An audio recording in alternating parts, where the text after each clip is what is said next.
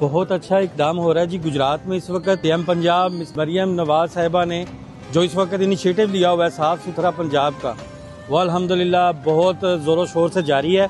जिसके सिलसिले में आज आप देख सकते हैं कि गुजरात में सरफ से जो है सड़कों की सफाई हो रही है और हम अप्रिशिएट करते हैं अहले गुजरात इस चीज़ को। प्यारा साफ सुथरा पंजाब देने के लिए दिल से मरियम नवाज साहिबा का शुक्रिया।